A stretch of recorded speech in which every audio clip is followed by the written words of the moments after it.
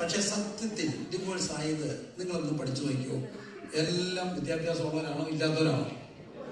ഉള്ളവരാണ്. MSc nurse, BSc nurse, MTech, BTech, PhD, അത് ഇത്, ഇവരാണ് എല്ലാം കൂടുതലും ഡിവോഴ്സ് ആയതെന്ന് ഞാൻ പറഞ്ഞാൽ അതിനെ ധിക്കരിക്കാനോ അത് തെറ്റാണെന്ന് പറയാനോ ഒക്കുവോ? ഒക്കുവോ? ഇല്ല. അപ്പൊ വിദ്യാഭ്യാസം എന്ന് പറയുന്നത്, മക്കളെ, വിദ്യാഭ്യാസം എന്ന് പറയുന്നത് സർട്ടിഫിക്കറ്റിന്റെ ബലം മാത്രമല്ല, ജീവിതത്തിൽ A+ മേടിക്കണം. ഞാൻ എല്ലാ മക്കളോടും പറയുന്ന ഒരു കാര്യമുണ്ട്, ജീവിതത്തിൽ A+ മേടിക്കണം. 10ാം ക്ലാസ്സിൽ ജയിച്ചാലും മതി, 10ാം ക്ലാസ്സിൽ ജയിച്ചാലും മതി. ഞാൻ ഇന്ന് ഇവിടെ നിൽക്കുമ്പോൾ നിങ്ങൾ എന്നോട് ചോദിക്കുന്നുണ്ടോ, 10ാം ക്ലാസ്സിനെ ഇൻട്രൊഡ്യൂസ് ചെയ്ത് പറഞ്ഞു, ഇന്ന വർഷം 10ാം ക്ലാസ് പാസ്സായി, BA കഴിഞ്ഞു, BD കഴിഞ്ഞു എന്ന് വല്ലതും പറഞ്ഞോ? ഒന്നും പറഞ്ഞില്ല. വല്ല ജോലിക്കൊക്കെ പോകുമ്പോഴേ ഇതൊക്കെ നോക്കത്തുള്ളൂ. കുറച്ചുകൂടെ കഴിഞ്ഞാൽ കരിയറിന്റെ പ്രാപ്തിയാണ്. നമ്മൾ ആരാണോ നിശ്ചയിക്കുന്ന സർട്ടിഫിക്കറ്റ് ഒന്നും അല്ല. പക്ഷെ ജീവിതത്തിൽ ജയിക്കണമെങ്കിൽ കർത്താവിന്റെ കൃപ വേണം. ജീവിതത്തിൽ ജയിക്കാൻ പഠിക്കണം, വേണ്ടേ? ജീവിതത്തിൽ ജയിക്കണം മക്കളെ, ജീവിതത്തിൽ ജയിക്കണം. ഒരു കെട്ടിയവന്റെ കൂടെ ജീവിക്കുക, ഒരു കെട്ടിയവളുടെ കൂടെ ജീവിക്കുക, എന്നിട്ട് ദൈവത്തോടൊപ്പം ആ കുടുംബത്തിൽ നിൽക്കുക. അത് ചെറിയൊരു കാര്യമല്ല, അതിന് ഒത്തിരി പ്രയാസങ്ങളൊക്കെ വേണ്ടിവരും. പക്ഷേ ഒരു കാര്യം ഓർക്കണേ, മറക്കരുത്, അതിന് ഇന്ന് വിദ്യാഭ്യാസം അതിന് പര്യാപ്തമാകുന്നില്ല എന്ന് ഞാൻ പറഞ്ഞാൽ, വിദ്യാഭ്യാസമുള്ള, ഇംഗ്ലീഷുള്ള, IELTS പാസ്സായ, അതിന് 8 കിട്ടിയവർക്ക് എന്നെ ജീവിതത്തിൽ 0 മേടിക്കുന്നത്? IELTSന് 8, 9 ഒന്നും മേടിച്ചിട്ട് ലൈഫിൽ എന്തായി 0 മേടിക്കുന്നത്? അപ്പൊ IELTSന്റെ മാർക്കല്ല ജീവിതം വിജയിപ്പിക്കുന്നത്. ജീവിതം വിജയിപ്പിക്കുന്നത് ജ്ഞാനമുള്ള സ്ത്രീ എന്ത് പണിയും? വീട് പണിയും. ജ്ഞാനമായവൾ തനിക്കൊരു വീട് പണിതു. ജ്ഞാനമായവൾ അതിന് ദൈവത്തിന്റെ ഒരു ഇഷ്ടം വേണം. ആ ഇഷ്ടം ദൈവം കൊടുക്കുന്ന ഒരു ഇഷ്ടമാണ്. അപ്പൊ മുമ്പോട്ട് പോവുകയാണ്. ദൈവത്തിന്റെ സൃഷ്ടികർമ്മത്തിൽ പങ്കുചേരാവുന്ന വലിയൊരു വിളിയാണ് എന്തെന്ന് പറയുക, കുടുംബം. ആ കുടുംബം ഇന്ന് ഒത്തിരി വെല്ലുവിളികളെ ഏറ്റെടുക്കുമ്പോൾ ഞാൻ കണ്ട കുറച്ച് വെല്ലുവിളികളിലേക്ക് ഒന്ന് പോയിട്ട് നമുക്കൊന്ന് തിരിച്ചു വരാം. ഒന്നാമത്തെ ഒരു വെല്ലുവിളി, ഈ നമ്മൾ പണ്ട് ഒത്തിരി കഷ്ടപ്പെട്ട വളർന്ന എല്ലാ മക്കളും ഒത്തിരി കഷ്ടപ്പെട്ടാണ്ടൊക്കെയാണ് വളർന്നത്. മക്കളെല്ലാം ഒത്തിരിയായിരുന്നു. മക്കൾ ഒത്തിരി ഉള്ളപ്പോൾ നമ്മുടെ പ്രശ്നം കഴിച്ചതായിരുന്നോ കഴിക്കാഞ്ഞായിരുന്നോ? മക്കള് ഒത്തിരി കഴിച്ചതായിരുന്നു. കഴിച്ചതിന് അടി കിട്ടിയ മക്കളുണ്ട്. വീട്ടിൽ വിരുന്നുകാരും വരുമ്പോഴും വീട്ടിൽ മൂത്തതിരിക്കുമ്പോൾ എല്ലാം കൂടെ ഒറ്റയ്ക്ക് കയറി ചിലവന്മാരുണ്ട്, ഈ കയറി ഇറങ്ങി കഴിക്കുന്നവന്മാർ. അവരെന്തോ ഈ ഉള്ളത് മുഴുവൻ തിന്നുമ്പോൾ അമ്മ അടിക്കും. കാരണം എല്ലാവർക്കും പറ്റിയിരുന്നത് എന്ത് ചെയ്തു? കഴിച്ചു. ഇന്നത്തെ പ്രശ്നം കഴിച്ചതാണോ കഴിക്കാനാണോ? കഴിക്കാഞ്ഞ പ്രശ്നം. ഞാൻ ചിലപ്പോഴെങ്കിലുമൊക്കെ ഓർത്തിട്ടുണ്ട്, വല്ല വീട്ടിലൊക്കെ ചെല്ലുമ്പോൾ ഓരോരുത്തരെ പ്രാർത്ഥിക്കാൻ ഓരോ കുഞ്ഞിനെ കൊണ്ടുവരിക. എന്നാന്നറിയാം, അവനൊന്നും കഴിക്കുന്നില്ലെന്ന്. അപ്പൊ ഈ ബട്ടൺസിന് ഇടയിൽ കൂടെ വയറിങ്ങനെ വരിക. അന്നേരം അമ്മ പറയുന്നത് അവൻ എന്ത് ചെയ്യുന്നില്ല, കഴിക്കുന്നില്ല, അല്ലേ? ബട്ടൺസിന് ഇടയിൽ കൂടെ വയറ് ഇവിടെ ഇരിപ്പുണ്ട്. ബട്ടൺസിന് ഇടയിൽ കൂടെ വയറ് വരുന്ന, ബട്ടൺസിന് ഇടയിൽ കൂടെ ഒന്ന് ശ്വാസം പിടിച്ചു. എന്നിട്ടും അമ്മയ്ക്ക് ചിന്ത കഴിക്കുന്നില്ലെന്ന, അല്ലേ? അപ്പൊ അന്ന് കഴിച്ചതായിരുന്നു പ്രശ്നം. കഴിച്ചതിന് എന്ത് കിട്ടി? അടി കിട്ടി. കഴിച്ചതിന് അടി കിട്ടിയ മക്കള് എനിക്ക് ഇന്നത് വേണമെന്ന് വാശി പിടിച്ചാൽ പറഞ്ഞു, വേണയം വെച്ചത് കഴിച്ചിട്ട് പോകും. വേണേ വെച്ചിട്ട് ഞാൻ പോയി കഴിക്കട്ടെ, പോയി കിടന്നു. കാരണം നിർബന്ധിക്കാൻ നമുക്ക് നേരമില്ല, അതിനൊട്ട് സമയമില്ലാത്തൊരു കാലം. അപ്പൊ നമ്മൾ ഒത്തിരി പാമ്പർ ചെയ്താണ് ഇന്ന് വളർത്തുക. ഇന്ന് അവർക്ക് എന്താ വേണ്ടേ, ഇവർക്ക് എന്താ വേണ്ടേ, അവർക്ക് വീട്ടിൽ വെച്ചത് വേണ്ട, പുറത്തെ ബർഗർ മതി, അത് മതി എന്ന് പറഞ്ഞാൽ ഉടനെ ഓടാനും ഓർഡർ ചെയ്യാനും നമ്മൾ പഠിക്കാതിരിക്കുമ്പോൾ ബുദ്ധിമുട്ടുകളും അല്ലലുകളും അറിയാതെ വളരുമ്പോൾ ഇവരുടെ വലിയൊരു പ്രശ്നമാണ്, ഇവർക്ക് യാതൊരു വിധമായ പ്രശ്നങ്ങളും സഹിക്കാനൊക്കത്തില്ല. ആ സഹിക്കാനൊക്കാത്തത് ഒരു അന്ന് കുടുംബത്തിലെല്ലാം പ്രശ്നമില്ലേ? എന്തെങ്കിലുമൊക്കെ ചെറിയ ചെറിയ പ്രശ്നങ്ങൾ എല്ലാ വീട്ടിലും ഉണ്ട്. അന്ന് പറയുന്ന ഒരു വാക്കുണ്ടായിരുന്നു, പ്രായമുള്ളവർ പറഞ്ഞു വിടുമ്പം, കെട്ടിച്ചു വിടുമ്പം പറഞ്ഞു വിടുന്നൊരു വാക്കുണ്ട്, തൊണ്ട പുഴുത്ത നുണച്ചിറക്കണം. പിള്ളേർക്ക് ആ വാക്ക് മനസ്സിലായോ? തൊണ്ട പുഴുത്ത നുണച്ചിറക്കണം. എന്നാ അർത്ഥം? എല്ലാവരും നോക്കിക്കേ, എല്ലാവരും ഞാൻ പറയുന്ന പോലെ നിങ്ങളൊന്നും ചെയ്യണേ. തൊണ്ടയ്ക്ക് ടോൺസൈറ്റിസ് വന്നിട്ടുണ്ടോ? ഒന്ന് കൈ നോക്കിക്കേ. തൊണ്ടയ്ക്ക് ടോൺസൈറ്റിസ് ആണെന്ന് ഓർത്തിട്ട് ഇച്ചിരി വെള്ളം ഇറക്കിക്കേ. നല്ല പഴുത്തിരിക്കുകയാണ് ടോൺസൈറ്റിസ്, എന്നിട്ട് എന്താ വെള്ളം ഇറക്കിക്കേ. ഇറക്കാന് ടോൺസൈറ്റിസ് ആണെന്ന് ഓർത്ത് ഇച്ചിരി വെള്ളം ഇറക്കിക്കേ. വേണ്ട, വരണ്ട, ഐസ്ക്രീം കഴിക്കണ്ട, എന്നാലും ഒന്ന് ഇറക്കിക്കേ. ഇറക്കടാ മക്കളെ, ഇറക്കത്തില്ലേ? ഇതുപോലെ ഇറക്കണം എന്നാണ് അമ്മ പറഞ്ഞു വിടുക. തൊണ്ട പുഴത്ത നുണച്ചിറക്കണം. ഇങ്ങനെ പെതുക്കെ അങ്ങ് ഇറക്കിക്കോണം. ഇച്ചിരി കഴിയുമ്പോൾ ഈ പഴുപ്പെല്ലാം ഓക്കെ ആവും. പക്ഷേ ഇന്ന് സഹിക്കാൻ വയ്യാത്ത മക്കളാണ്. ചെറിയ കാര്യത്തിന് പോലും ഇടറുന്ന മക്കളുടെ ഒരു കാലം. അവർക്കൊന്നും എന്ത് ചെയ്യാൻ വയ്യ, സഹിക്കാൻ വയ്യ. അപ്പൊ അതിന്റെ ഒരു കാരണം യെശയ്യാപ്രവചനം 14-ാം അധ്യായത്തില് അതിന്റെ 12-ാമത്തെ വാക്യത്തിൽ കാണുന്നുണ്ട്. ഭയങ്കര ഒരു ടെസ്റ്റ് ഇവിടെ വരുന്നുണ്ട്. അരുണോദയ പുത്രനായ ശുക്ര, നീ എങ്ങനെ ആകാശത്ത് നിന്ന് വീണു? ജാതികളെ താഴ്ത്തി കളഞ്ഞവനെ, നീ എങ്ങനെ വെട്ടേറ്റ് നിലത്ത് വീണു? ഇത് ആരുടെ സംഭവമാണെന്ന് അറിയാമോ? ആരാ? പിശാചാണ്. പിശാച് ആദ്യം ആരായിരുന്നു? ദൂതൻ ആരായി? പിശാചായി. സിമ്പിൾ ഒരു പ്രക്രിയയാണ്. അപ്പൊ ഇതൊരു നമുക്കും തരുന്ന ഒരു മാതൃകയാണ്. ഏത് ദൂതനും ആരാകാം? പിശാചാണ്. എന്താ കാര്യം എന്നറിയാം? 13 മുതലുള്ള വാക്യങ്ങൾ നോക്കിക്കോ. 13 മുതൽ.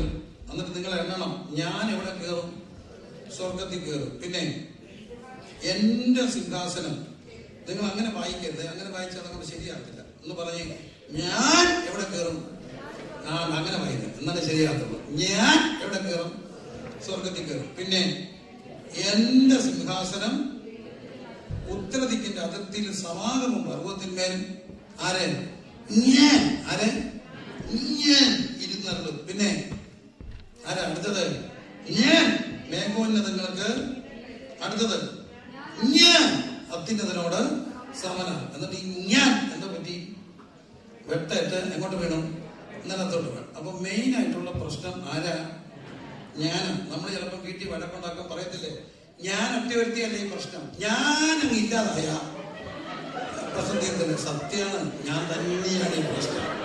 ഞാൻ ഇല്ലാതായ അങ്ങനെ ഒരാൾ പറയാം, ഞാൻ ഇറങ്ങി അങ്ങ് പോകുന്ന, ഞാൻ ഇറങ്ങിപ്പോയ പ്രശ്നം തന്നെയാ. ശരിയാ.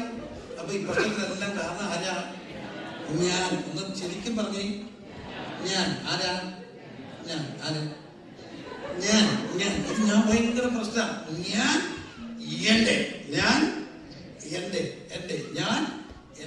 ഭയങ്കര പ്രശ്നമാണ്. ഞാനൊരു വീട്ടിൽ കയറി ചെന്നപ്പോള് അമ്മച്ചിയോട് പറഞ്ഞു, മോനെ അറിയാമോ, ഈ വീട്ടിൽ വന്നപ്പോ ഈ വീട് ഒരു ചെറ്റപ്പടിയായിരുന്നു. ഞാൻ ഭർത്താവിന്റെ അനിയന്മാരെല്ലാം പീക്കിരി പിടിച്ച പിള്ളേരെ എല്ലാത്തിനും പശുവിനെ വളർത്തി ഞാൻ കുറെ പ്രാവശ്യം പറഞ്ഞപ്പോ എന്റെ ഒട്ട ബുദ്ധി ഞാൻ അറിയാതെ ചോദിച്ചു പോയി, അച്ചായൻ മരിച്ചിട്ട് എത്ര നാളായി? അയാള് പുറകെ നിൽപ്പുണ്ട്, പശുവിനെ വളർത്തി. അയ്യോ,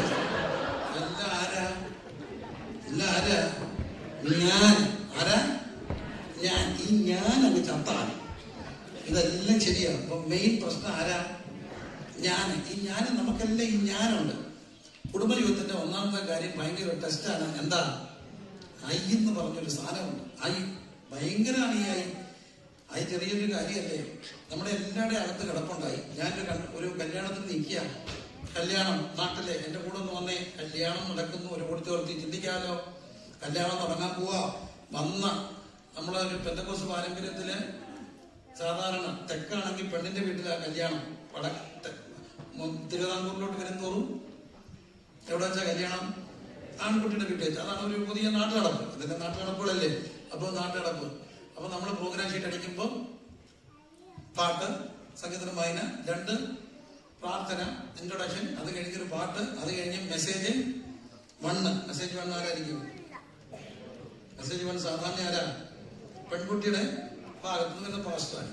അത് കഴിഞ്ഞ് ഞാൻ സോളംനേഷൻ പ്രധാന പാസ്റ്ററാണ്. അപ്പൊ പെൺകുട്ടിയുടെ ഭാഗത്ത് നിന്ന് വന്ന പാസ്റ്റർ ഭയങ്കര ബഹളം വെക്കുന്നു. എന്നാ കാര്യം അറിയാം? ഞാൻ പ്രസംഗിക്കുന്നില്ല. എന്നാ കാര്യം ചോദിച്ചു പറഞ്ഞു, പുള്ളിയുടെ ഇനിഷ്യൽ തെറ്റിച്ചാണ് ഈ പ്രോഗ്രാം ഷീറ്റ് അടിച്ചേക്കുന്നത്. ഞാൻ പ്രസംഗിക്കുന്നില്ല. ഞാൻ എൻ്റെ അമ്മയുടെ പേരുണ്ട്, എനിക്ക് അതില്ലതിനകത്ത് പ്രശ്നമായി. പേര് തെറ്റിച്ചു. അതാണ് പ്രശ്നം. അപ്പൊ ഞാൻ പറഞ്ഞൊരു കാര്യം ചെയ്യും, ഞാനൊരു 10 പ്രാവശ്യം ശരിയായ പേര് പറയാം. പ്രശ്നം എന്നെ കിട്ടത്തില്ല. പുള്ളി അങ്ങ് പ്രശ്നം ഉണ്ടാക്കി. അപ്പോഴാണ് അവരോട് വന്ന ഈ പെൺകുട്ടിയുടെ വന്ന ഒരു കാരണം ചോദിച്ചു, എന്നാ വിഷയം? ഒരു വലിയ മീശയൊക്കെ ഉള്ള ഒരു അച്ഛന, എന്നാ കാര്യം? അത് ഈ പാസ്റ്റർ ഇദ്ദേഹത്തിന്റെ പേര് തെറ്റിച്ചു, അത് പ്രസംഗിക്കത്തില്ല. അതാണ് വിഷയം. സാറില്ല, ഞാനത് ക്രമീകരിക്കാൻ പാസ്റ്റർ തന്നെ പറഞ്ഞേക്കണം. 2 വട്ടം തെറ്റിപ്പോയി സോറി പറഞ്ഞാൽ പറ, അത്രയല്ലേ ഉള്ളൂ. അത് നിങ്ങൾ പറയുന്ന പോലൊന്നും അല്ല. ഞാനിന്നിവിടെ പ്രസംഗിക്കത്തില്ല. എന്നാൽ ഇയാൾ പറഞ്ഞു, അല്ലേലും താനിന്നിവിടെ പ്രസംഗിക്കത്തില്ല. അല്ല, ഞാൻ പ്രസംഗിച്ചോളാം, താൻ പ്രസംഗിക്കത്തില്ല. അല്ല, ഞാൻ പ്രസംഗിക്കാമെന്ന്. ഇന്ന് താനിവിടെ പ്രസംഗിച്ചെങ്കിൽ ഇവിടുന്ന് കല്യാണം നടക്കത്തില്ല. പുള്ളി പറഞ്ഞ ധൈര്യം കാര്യമുണ്ട് പ്രസംഗിക്കുക, നല്ല കാര്യമുണ്ടോ? എവിടെ പേര് വന്നില്ല? എവിടെ പേര് വന്നില്ല? Program sheet. ഈ പ്രോഗ്രാം ഷീറ്റ് എന്ന് പറഞ്ഞ സാധനം എന്നാന്ന് അറിയാമോ? എന്താ, നമ്മുടെ മട്ടൻ ബിരിയാണി എന്നിട്ട് ടിഷ്യൂലൊന്നും ഇത് പോത്തില്ല. അവസാനം നമ്മൾ കൂക്കുന്നത് എന്തോ ഇട്ടാണ്. അതോ എല്ലാ പ്രോഗ്രാം ഷീറ്റും ഐഡി വീട്ടിൽ വെച്ചിട്ടുണ്ടോ? അവസാനത്തെ തണ്ടി ഇത് ഇങ്ങനെ തൂക്കുന്ന എന്തല്ല പ്രോഗ്രാം ഷീറ്റ് അല്ല. അവത്തെ എന്തോ വന്നില്ല, പേര് വന്നില്ല. പ്രശ്നം എന്താ? ഞാൻ ഞാൻ ഞാൻ എന്റെ പൊന്ന് ചേച്ചി, നീ ആ പ്രശ്നത്തിന്റെ കാരണം. എന്റെ പൊന്നച്ച ആരാ? ഞാൻ. എന്നാ ക്രിസ്തു പറഞ്ഞത് ഞാനെന്നല്ല. എന്താ പറഞ്ഞത്?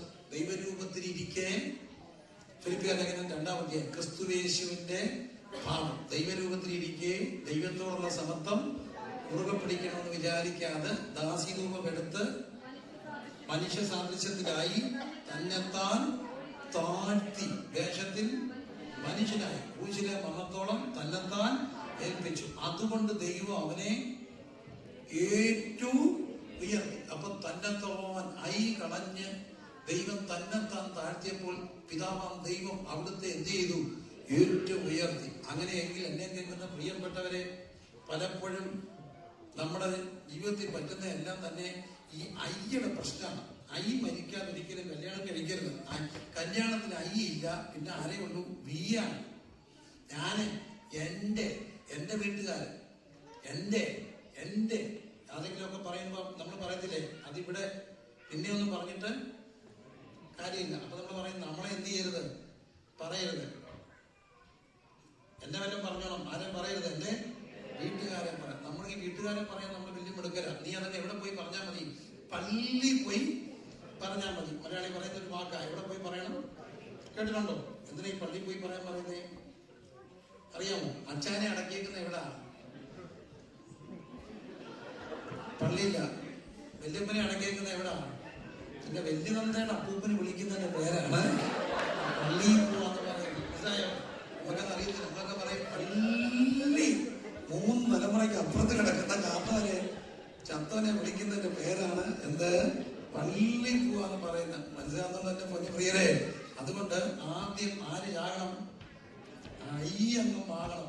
പോയിട്ട് ഈ കൂടെ ഉള്ള ക്ലാഷാണ് പലപ്പോഴും വീട്ടിൽ നടക്കുക. ഞാന് എന്റെ വീട്ടുകാര് അവിടെ, ഞാന് എന്റെ കുടുംബത്തിൽ ഞാനും എന്റെയും അല്ല, പിന്നെ ആരാ? നമ്മളാണ്. എല്ലാവരും പറഞ്ഞേ, ആരാ? നമ്മളാണ്. അങ്ങനെ ഒരു ഫീലിംഗ് ഉണ്ടായില്ലെങ്കിൽ ലൈഫ് മുമ്പോട്ട് പോകാൻ പാടാണ്.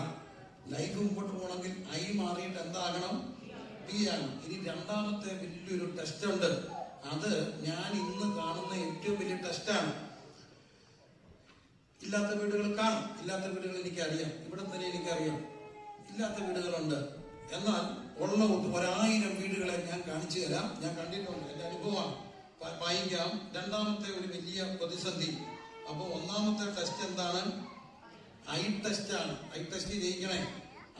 എന്നോടങ്ങനെ പറഞ്ഞു. ഞാന് ഈ ഭർത്താക്കന്മാർക്ക് കൊണ്ട് പണ്ടൊരു ഭർത്താവിന്റെ വീട്ടിലോട്ട് അച്ചായൻ പുറത്ത് പോയേക്കുക.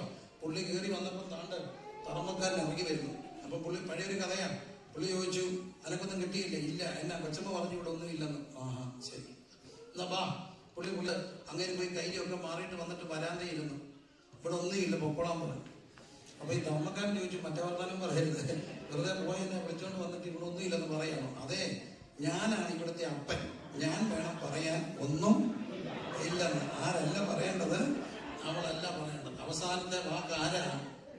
ഞാനാണ്. അപ്പൊ ഇങ്ങനത്തെ കുറെ ഞാൻ അപ്പന്മാരും ഞാൻ അമ്മമാരും കൂടെ കൂടിയാണ് ആകെ കുഴച്ചിലാണ്. അതുകൊണ്ട് എന്നുള്ളത് ഓർക്കുക. രണ്ടാമത്തെ ടെസ്റ്റ് 1 തിമോത്തിയോസ് 6-ാം അധ്യായം 1 തിമോത്തിയോസ് 6-ാം അധ്യായത്തിന്റെ 6 മുതലുള്ള വാക്യങ്ങളില് 1 തിമോത്തിയോസ് 6-ാം അധ്യായത്തിൽ 1 തിമോത്തിയോസ് 6-ാം അധ്യായത്തിന്റെ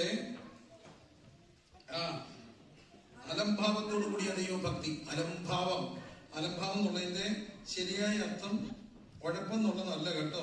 അലംഭാവം കണ്ടന്റ്മെന്റ് ആണ്. Now there is great gain in godliness with contentment. സംതൃപ്തിയുള്ള ഒരു ജീവിതം, അത് അനുഗ്രഹമാണ്.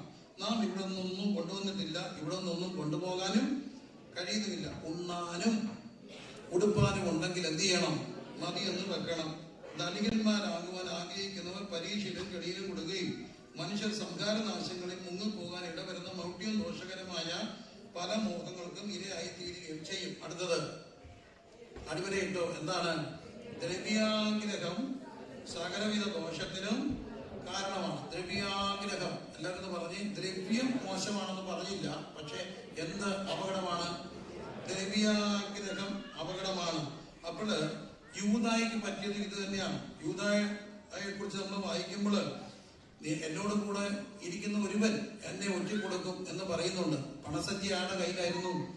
യൂദായുടെ കയ്യിലായിരുന്നു. യൂദാ കർത്താവിനെ ഒറ്റിക്കൊടുക്കുകയാണ്. അതുപോലെ തന്നെ 300 വെള്ളിക്കാശിന്റെ തൈലം എടുത്തിട്ട് അത് പൊട്ടിച്ച് ക്രിസ്തുവിന്റെ മരണത്തിന് മുമ്പ് തൈലാഭിഷേകം ചെയ്ത സഹോദരിയെ അവർ ഉള്ളുകൊണ്ട് നിന്ദിക്കുകയാണ്. എന്നാല് ന്യായാധിപന്മാരുടെ പുസ്തകം 16-ാമത് അധ്യായത്തിലേക്ക് വരുമ്പോൾ ശ്രദ്ധിക്കണേ, രണ്ടാമത്തെ ഗൗരവമായ ഒരു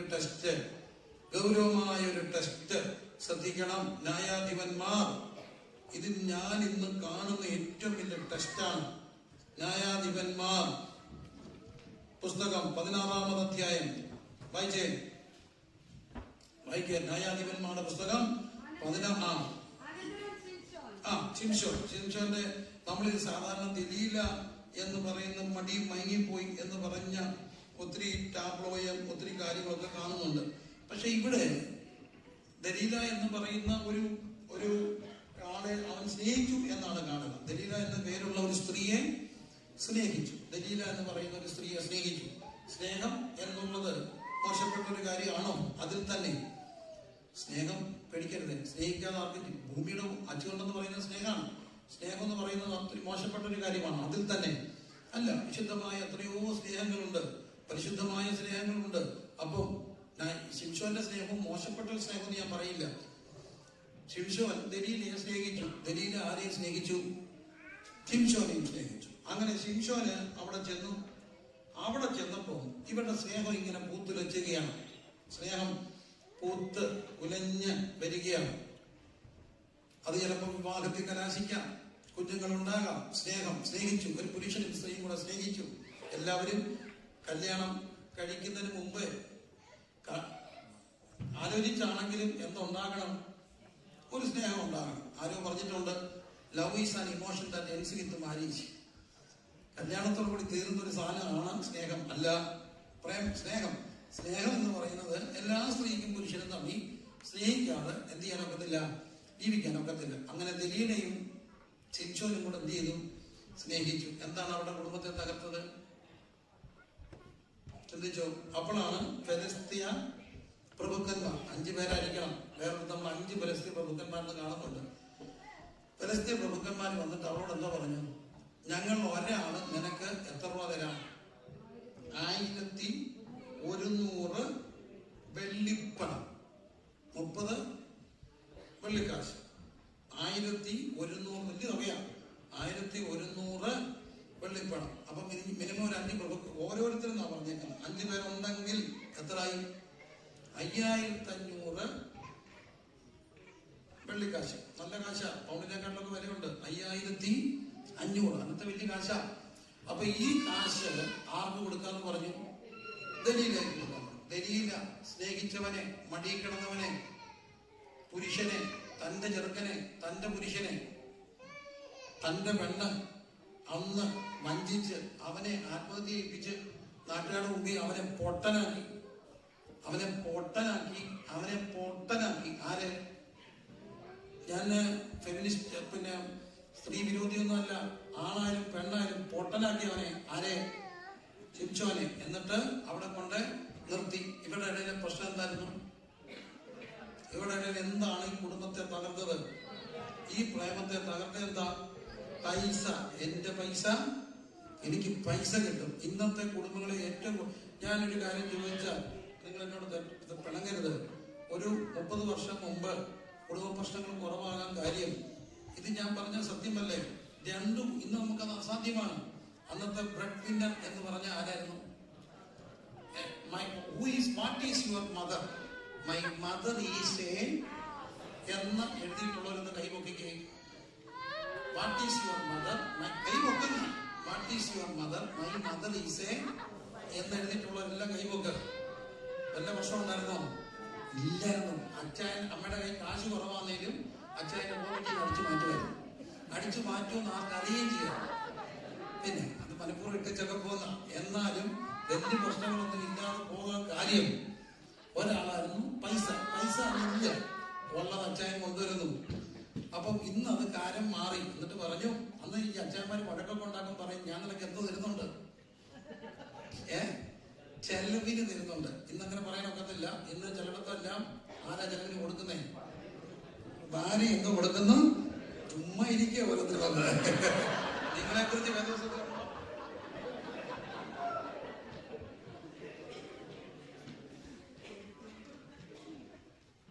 പണ്ടത്തെ പോലെ ഒന്നും പറയാനൊക്കത്തില്ല. എന്റെ ചെലവിൽ അവിടെ കിടക്കുന്നുണ്ട്, അവിടെ ചെലവിലാണ്.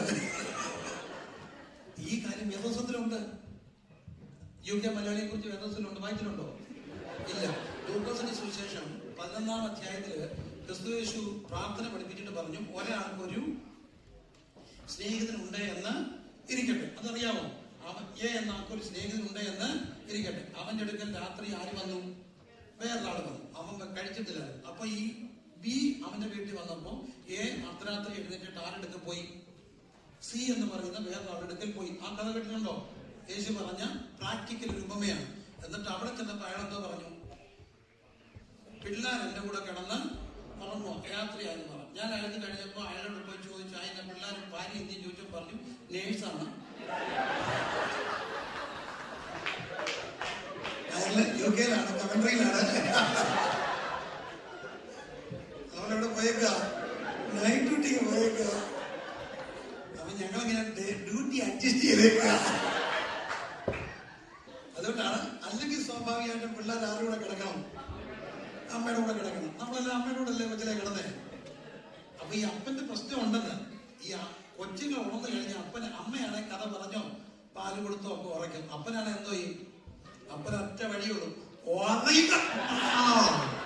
പറഞ്ഞൊക്കെ ഞാൻ അന്നോ കാവിട്ട് ഞാൻ ഒരു വെരുണും ഒരാലേ ഒരു വായും. അതിലാരും അതങ്ങൾ കൂടുതലായിരുന്നോ കുറവായിരുന്നു? സത്യസന്ധമായിട്ട് പറയാം, കുറവായിരുന്നോ കൂടുതലായിരുന്നു? കുറവായിരുന്നു. കൂടിയാൻ കാര്യം എന്നാ? കൂടാൻ കാര്യം എന്നാ? ഫിനാൻഷ്യൽ ഇൻഡിപെൻഡൻസ് വന്നു. രണ്ടു കൂട്ടർക്ക് എന്താ ഉണ്ടായി? പൈസ ഉണ്ടായി. എനിക്ക് നീ ഇല്ലെങ്കിലും ജീവിക്കാമെന്നൊരു ധൈര്യം വന്നു. സാമ്പത്തികം ഭയങ്കര പ്രശ്നമാണ്. സാമ്പത്തികത്തിലാണ് പലതും തട്ടുന്നത്. എന്റെ പൈസ നിന്റെ പൈസ, എന്റെ പൈസ നിന്റെ പൈസ. മണി ടെസ്റ്റ് ജയിക്കുന്ന വളരെ കുറവാണ്. സത്യല്ലേ? ഞാന് സ്ഥലം പറയില്ല, അത് നമ്മുടെ മര്യാദ. ഞങ്ങൾക്കൊരു നിയമമുണ്ട്. ഞങ്ങൾ ചില കാര്യങ്ങളും സംഭവങ്ങളും നമ്മുടെ ജീവിതത്തിലുള്ളത് പറയും. പക്ഷേ ഒരു കാരണവശാലും വ്യക്തിയെ വെളിപ്പെടുത്തത്തില്ല. ഉഗാണ്ടയിൽ നടന്നതാണെങ്കിൽ ഉക്രൈനിൽ നടന്നതായിട്ട് പറയും. കഥ മാറ്റും. പക്ഷേ കഥ സത്യമാണ്. അങ്ങനെ ഒരു സ്ഥലത്ത് ചെന്നു. അപ്പൊ ഞാന് 2010 മുതല് 2007 മുതൽ യാത്രകൾ തുടങ്ങി. അതിനകത്ത് അങ്ങനെ ഞാൻ എന്റെ ആരംഭകാലങ്ങളാ ഒരു സ്ഥലത്ത് വന്നു. UK തന്നെ ഒത്തിരി വട്ടം വന്നു. എന്റെ പ്രിയപ്പെട്ട സഹോദരങ്ങളൊക്കെ എന്നെ കൊണ്ടുപോകും. ഞാൻ അതിനകത്ത് ഒരു കാര്യം പറഞ്ഞാല് നിങ്ങൾ അതിനകത്ത് എന്നെ തെറ്റിദ്ധരിച്ചാലും എനിക്ക് പ്രത്യേകിച്ച് പ്രശ്നമൊന്നുമില്ല. അത് സത്യമാണ്. ഒരു പാസ്റ്റർ വിദേശയാത്രയൊക്കെ നടത്തുമ്പോൾ ഒന്നാമത്തെ ലക്ഷ്യം ശുശ്രൂഷ, രണ്ടാമത്തെ ലക്ഷ്യം ശുശ്രൂഷ, മൂന്നാമത്തെ ലക്ഷ്യം ശുശ്രൂഷ, നാലാമത്തെ ലക്ഷ്യം ശുശ്രൂഷ. യാതൊരു സംശയമില്ല, സത്യം പരമാർത്ഥം.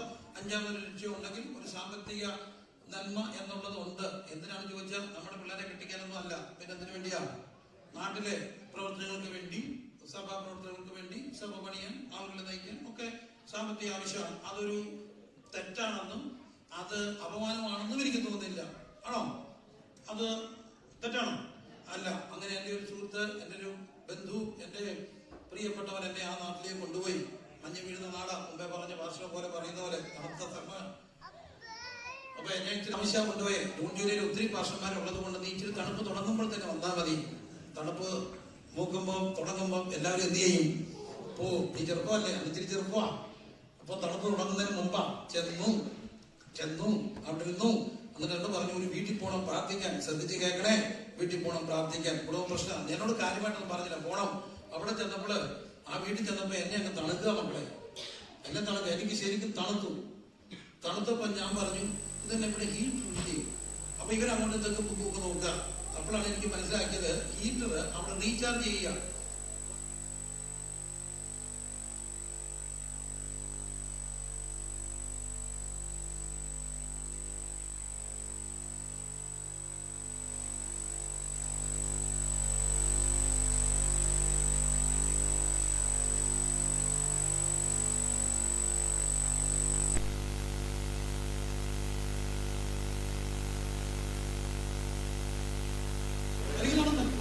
എനിക്ക് നടന്നു പോകാൻ പാടാം.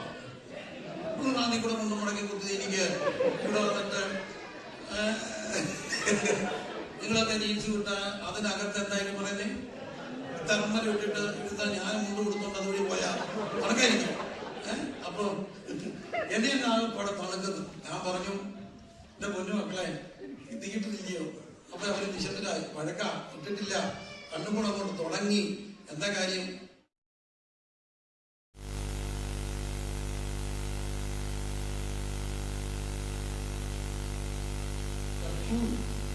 ഇവിടെ അപ്പൻ മനസ്സ് വന്നപ്പോ അയാളായിപ്പിച്ചില്ല. അയാൾ ചത്തു. 2 അപ്പനും ചത്തു. അല്ല, ഇവരെ കുറിച്ചൊക്കെ പറയേണ്ടത് അപ്പനല്ല, അവിടെ 2 തന്തമാരും ചത്തു. മോശപ്പെട്ടെന്ന് പറയല്ലേ, ഇവർക്ക് അങ്ങനെ പറയാനേ പറ്റുള്ളൂ. 2 ചത്തു. എന്നിട്ട് പൈസയുടെ പേരിൽ അടിക്കുക. എനിക്ക് എന്റെ കലിപ്പ് വന്നു. അപ്പൊ ഞാൻ പറഞ്ഞു, എന്നെ എഴുന്നേറ്റപ്പം എന്നെ കൊണ്ടുപോയി അച്ചാച്ചൻ എന്റെ ചെവി പറഞ്ഞു, അവനെ ഇത് ശരിയാകുന്ന കേസല്ല, പക്ഷെ നീ അവളെ സപ്പോർട്ട് ചെയ്യണം, അവളെ നമുക്ക് പൈസ തരത്തുള്ളൂ.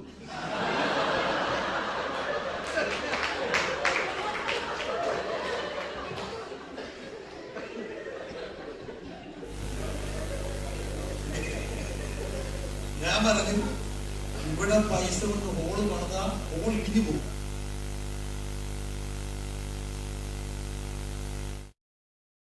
ഞാൻ പ്രാർത്ഥിക്കും. എന്നറിയോ, എന്റെ അപ്പനെ പഠിപ്പിച്ചാണ്, ദൈവീകമല്ലാത്ത ഒറ്റ പൈസ വന്ന് കൈ കറിയേക്കരുത്. അത് നമുക്ക് ശാപം. സന്തോഷത്തോടെ അല്ലാതെ ഞരങ്ങിക്കൊണ്ട് ഒറ്റ രൂപ കൈ വന്ന് കയറിയുണ്ടല്ലോ, അത് നമുക്ക് ഗുണത്തിന് പകരം എന്താവും? ദോഷമാവും. അത് സത്യമാണ്. ദൈവത്തിനെല്ലാം പൈസ വേണ്ട. യൂദായുടെ പൈസക്ക് ഭണ്ണാരത്തിൽ പോലെ വേണം കിട്ടിയില്ല. കിട്ടിയോ? ഇല്ല. അവസാനം അത് വലിച്ചെറിയപ്പെട്ടിട്ട് അവൻ പോയി തൂങ്ങിച്ചെത്തില്ലേ. അപ്പൊ എല്ലാ പൈസയും ദൈവത്തിന് വേണോ? വേണ്ട. ദൈവം സ്വീകരിച്ചെങ്കിൽ അത് ദൈവത്തിന് നന്ദി പറയണം. പ്രിയരെ, ഞാൻ പറഞ്ഞു എനിക്കിവിടെ പൈസ വേണ്ട, പക്ഷെ എന്നെ പറപ്പിച്ചു. ഈ അവിടെ പിള്ളേരെന്ന് പറയുന്നു. ഞാൻ എഴുന്നേറ്റു. ഞാൻ പറഞ്ഞു, ഒരു കാര്യം,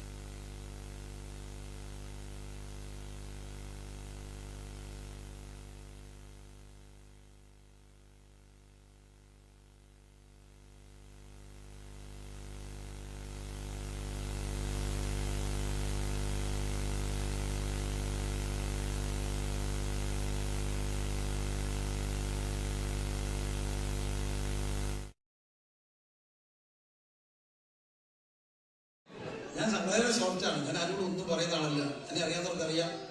ഞാൻ ആരോടും ആവശ്യമില്ലാതെ കഴിയുമെന്നും പറയത്തില്ല. വളരെ റയറായിട്ടൊക്കെ ഉള്ളൂ ഞാൻ ദേഷ്യപ്പെട്ടുള്ളൂ. ദേഷ്യപ്പെട്ടിട്ടില്ലെന്ന് ഞാൻ പറയുന്നില്ല. ദേഷ്യം ഇല്ലാത്തതുകൊണ്ടല്ല, നമ്മൾ മനഃപൂർവ്വം ഒതുക്കുന്നതാണ്. ആക്ടിങ് ആണെന്ന് ചോദിച്ചാൽ അതും ആക്ടിങ്ങാണ്. നമ്മൾ മനഃപൂർവ്വം ദൈവത്തോട് പ്രാർത്ഥിച്ച്, കർത്താവേ ആരോടും മുറിയാതിരിക്കാൻ മനഃപൂർവ്വം ആഗ്രഹിക്കും. ഞാൻ പറഞ്ഞു, ഞാൻ പ്രാർത്ഥിക്കില്ല. ഞാൻ ചെരുപ്പിന്റെ പൊടിയൊക്കെ അവിടെ തട്ടിയിട്ടു. അനുഭവിക്കട്ടില്ല. എന്നെ പറപ്പിച്ചില്ല. അതാ എനിക്ക് സങ്കടമായി. ഞാൻ പറച്ചു കുറച്ചറിയാം. അനുഭവിക്കട്ടെ. എനിക്ക് പോന്നു. ഞാൻ ആ നാട്ടിൽ നിന്ന് പോകുന്നതിന് മുമ്പ് വാർത്ത കേട്ടു.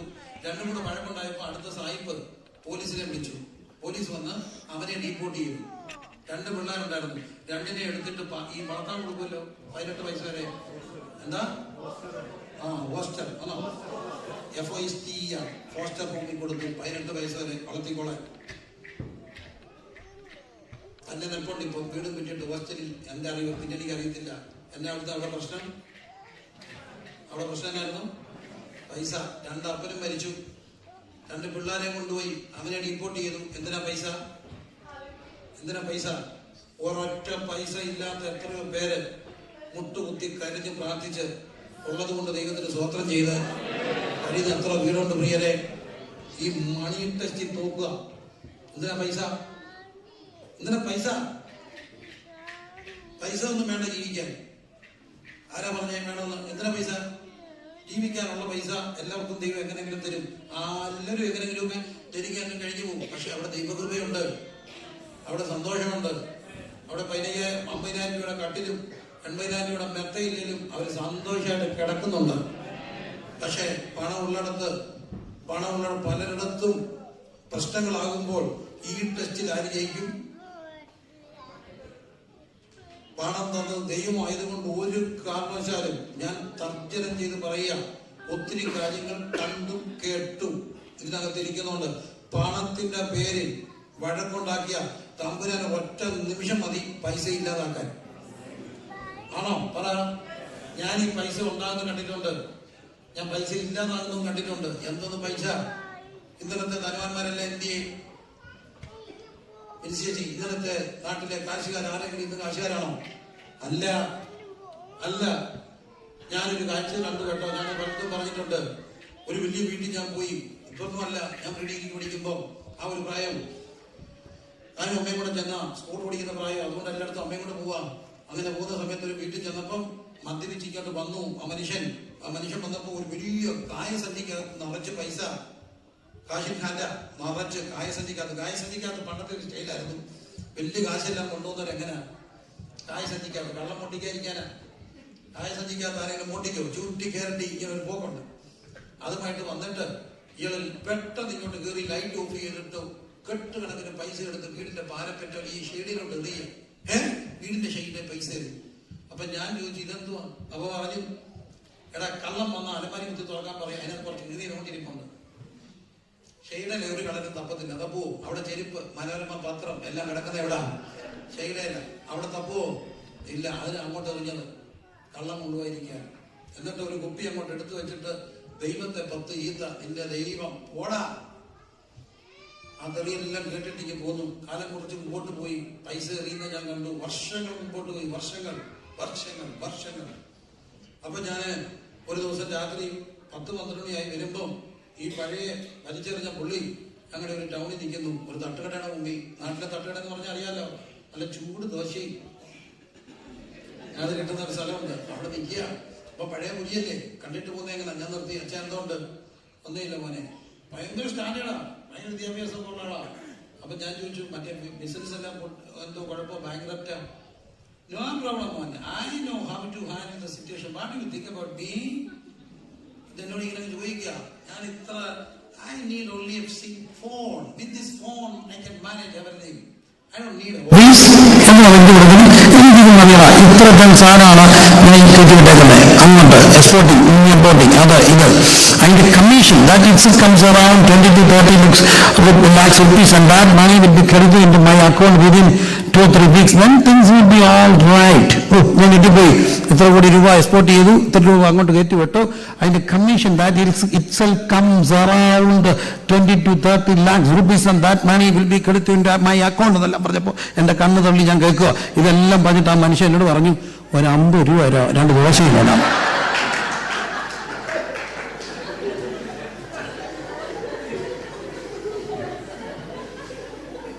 ഒരു 50 രൂപ 2 ദോശയില്ല. എന്താ പണം? എന്തോന്ന് പണം എന്നായി പറയുന്നേ? അപ്പൊ പണം തരുന്നത് കിട്ടിയെങ്കിൽ ആരോഗ്യം അധ്വാനിച്ചിട്ടല്ല. നടുവിന്റെ L4, L5, L3 ഞരമ്പ് ജെർക്കിങ് എങ്ങനെ പോയി നിൽക്കും? എങ്ങനെ പോയി അവനെ പൊക്കി അവന്റെ അടിയിലോട്ട് തോർത്ത് കയറ്റി വെച്ച് മാറ്റും? 150 കിലോയുള്ള സാധനമൊക്കെ അല്ലേ വരുന്നേ?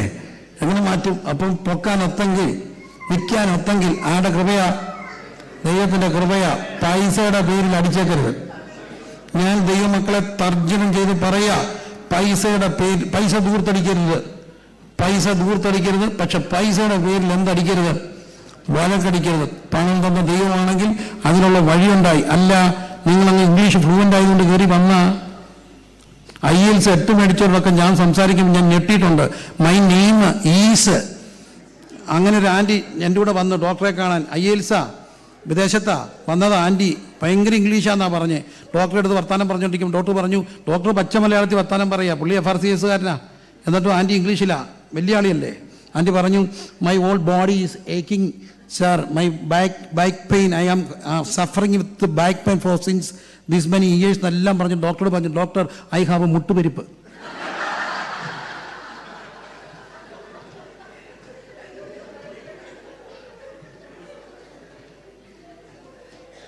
അപ്പോൾ